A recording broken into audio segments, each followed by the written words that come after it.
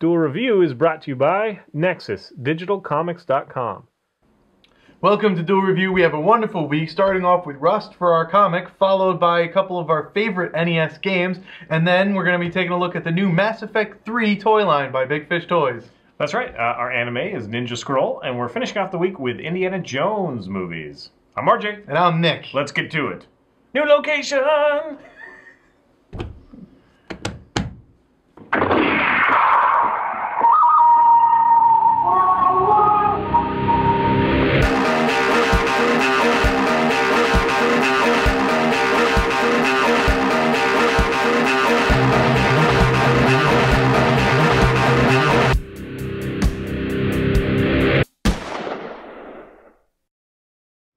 Hey everybody, welcome to Duel Review. Today is the 20th of August, and this is our first episode in a brand new location. Yay! We just moved into the U District, Seattle, and yeah, so we apologize if there's going to be random seagull noises or some of the traffic outside. We're also in a music venue, so you might get a little bit of that, but I think we got it pretty much under control, and it's just as hot in here as our old location was. So, very true. So we apologize for the red flush in my face, but otherwise it's going to be a lot of fun. We're looking forward to a lot of stuff to come out of this new location, and we'll let you know as that comes.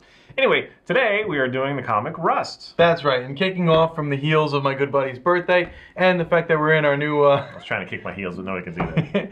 And to celebrate the fact that we're in our new location in Seattle, we're going to be doing a Seattleites comic right here. This is Raiden Lep's Rust, which was published by Archaea. I think that's how that's pronounced, right? Archaea? Yeah, and this was one that we came across in the Comic-Con we just had in March. Yeah, in March we went to Comic-Con, and I saw these guys promoting them. In fact, I have a poster of when they're going to be releasing their next book, which is just later this year. In fact, I think it should be out soon. Anyways, so Rust follows the story. It's a post-war era. Yeah, thank you. During a post-war era, there's no actual timeline or timeline given like as when it fits into our history. But after a great war with mechanized soldiers, the character named Raymond is trying to keep his father's farm afloat, which is a fun alliteration. His father's farm afloat. All the while dealing with, his brother who's going to be moving away to go to school and whatnot, and, the troubles that he's having with hot summers rather, and the mechanized characters who kind of stroll in.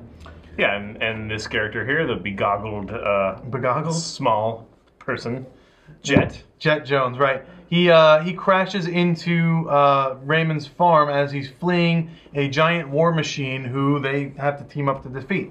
So it's actually it's a very compelling story in and of itself, but the story is a very quick read. I mean, it is, you see how thick it is.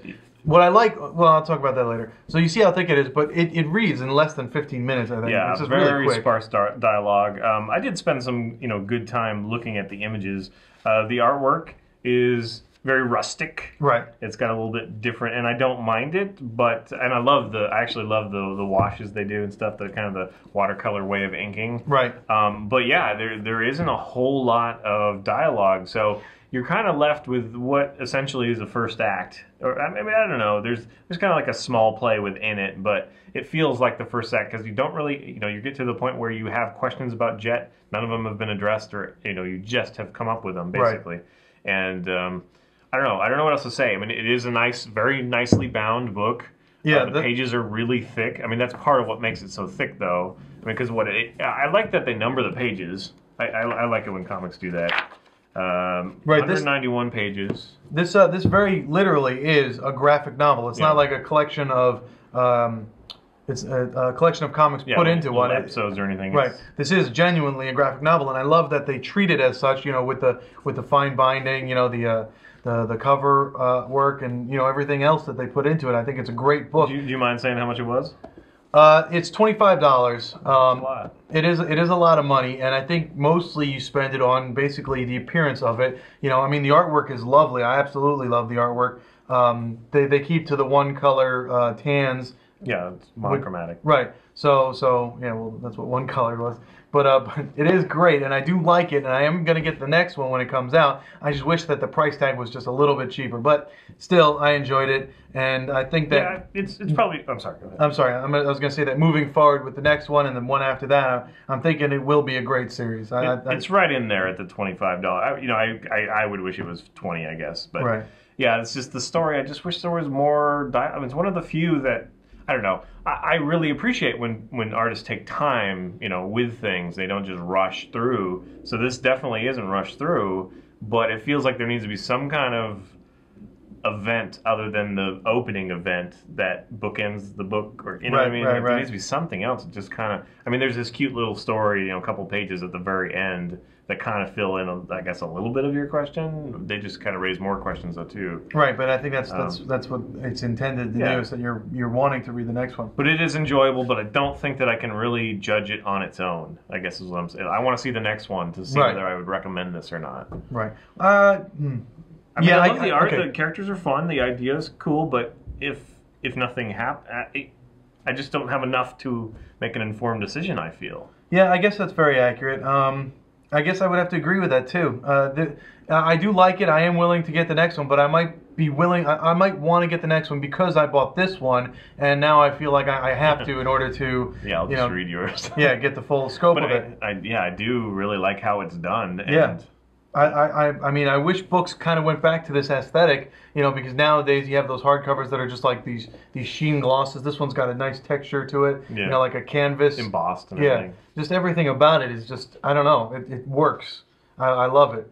But, you know, for $25, I'd love it a little less. But, you know, I guess we're holding off on recommending it highly. We'll let you know what we think of the next one. But if you're interested, you know. Yeah, I mean, I did enjoy it. I enjoyed what I read, and I was very happy with it, and I am very glad I bought it now that I have it.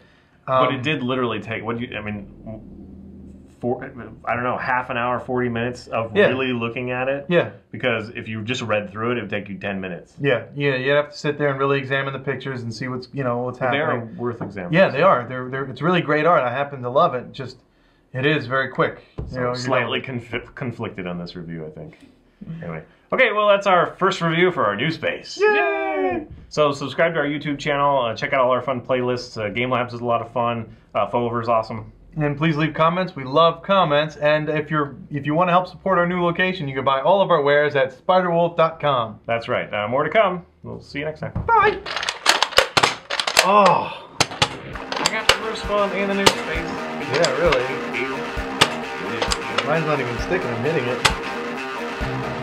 Next time on Duel Review, a couple NES games.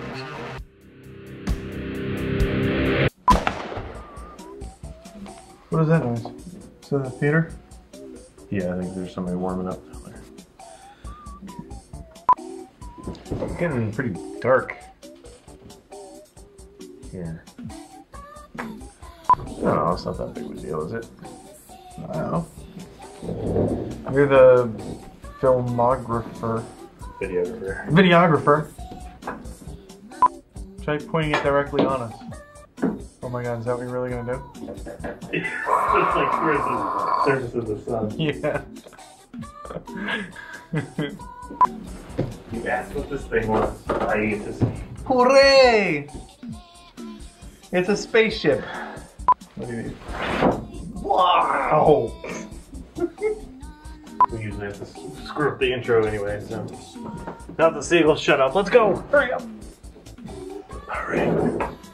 Hurry! Hurry! Still squeaky.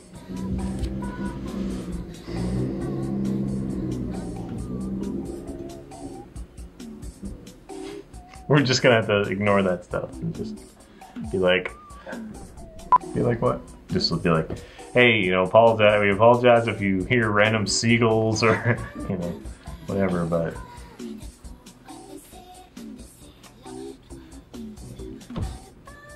This week on Duel Review, we're going to be taking a look at Rust the comic, followed by classic NES games, and then the Mass Effect 3 figures by, who did those? Big Fish Toys. Big Fish Toys. Okay. This week on Duel Review, we're going to be taking a look at Rust the Comic, followed by a couple of our favorite NES games, and then the Marvel, I was going to say Marvel Select for some reason. Marvel Effect. Mass Effect 3 action figures by Big Fish, something or other. Big Fish Toy. Big Fish Toy.